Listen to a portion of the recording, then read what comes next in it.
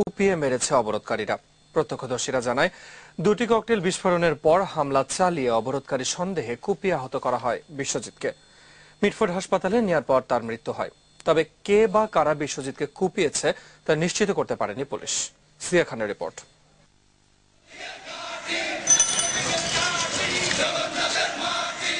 রোববার সকাল ৯টার দিকে অবরোধের বিপক্ষে রাজধানীর পুরান ঢাকায় মিছিল বের করে ছাত্রলীগ। বাহাদুর শাহ পার্কের কাছে আসতেই শুরু হয় ককটেল বিস্ফোরণ, তারপর ধাওয়া পাল্টা ধাওয়া। এরপর পদ্মা বিপণী মার্কেটের দোতলায় গিয়ে কুপিয়ে আহত করা হয় বিশ্বজিৎকে।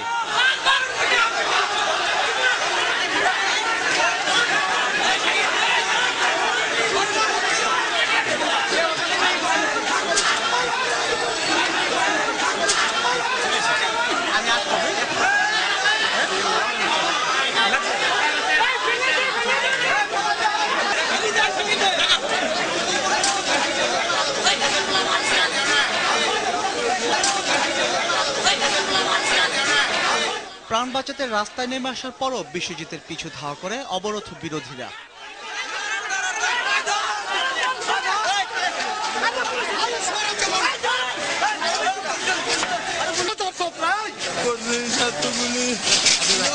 মিটফোর্ড হাসপাতালে নেওয়ার পর ডাক্তাররা মৃত ঘোষণা করে বিশ্বজিৎকে। তারা যে সেলাই করতেছে তাদের না অক্সিজেন, এত বড় একটা সিরিয়াস রোগী, অক্সিজেন নাই, না রক্ত যে দিব, রক্ত যে পড়তেছে, রক্ত তো দেওয়া উচিত ছিল, কিছুই না, এভাবেই খালি সেলাই করতেছে। তার আধা ঘন্টা পরেই বলো যে মারা গেছে। প্রত্যক্ষদর্শীরা জানায়, অবরোধ বিরোধী মিছিল থেকে হামলা করা হয় বিশ্বজিতের উপর। ছাত্রলীগের পোলাবান বিট্টুয়া পার্কের এদিক দায়া ঘেরাও করে এক কিচি গেটালা দোতলা বিল্ডিং এর ভিতরে ঢুকলো। ঢুকার পরে এক পোলাকে আপনার মাইদুর করলো। মাইদুর করার পরে পোলা দুধ দিছে।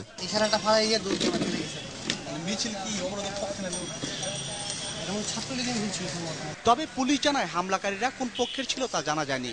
উভয় পক্ষেরই ছিল, দলীয় সরকার দলীয় ছিল, বিপক্ষেরও ছিল।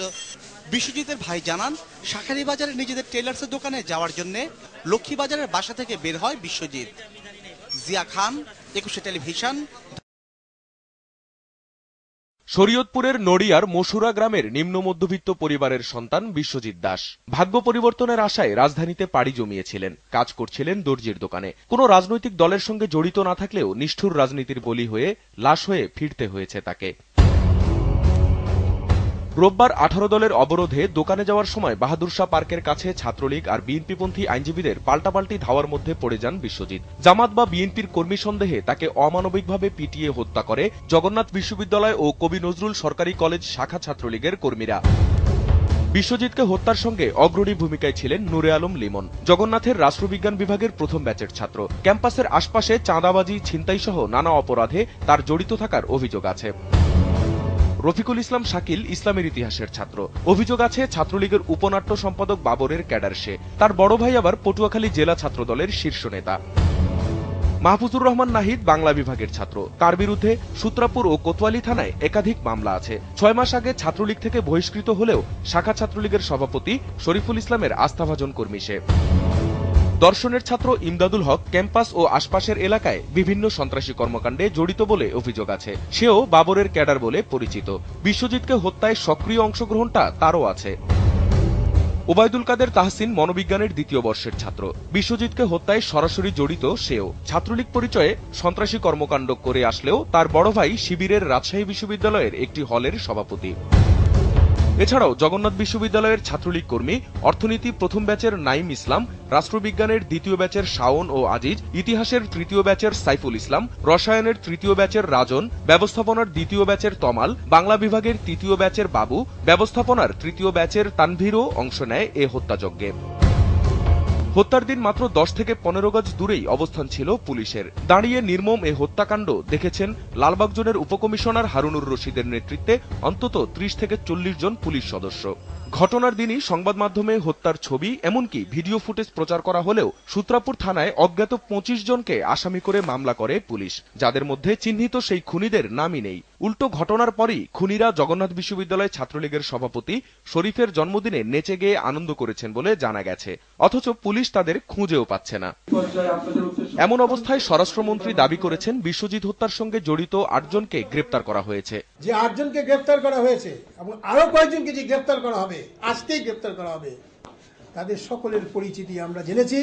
এরা কেউ বাংলাদেশ ছাত্রলীগের সক্রিয় সদস্য নয়, বাংলাদেশের ছাত্রলীগের সঙ্গে জড়িত নয়। যদিও পুলিশ বলেছে 6 জনকে শনাক্ত করা গেলেও গ্রেপ্তার করা হয়নি এখনো। আর বিশ্বজিৎ হত্যার ঘটনাটিকে একটি নিছক বিচ্ছিন্ন ঘটনা হিসেবেই দেখছেন আইন প্রতিমন্ত্রী। বিশ্বজিতের যে ঘটনা সেটা একটা বিচ্ছিন্ন ঘটনা।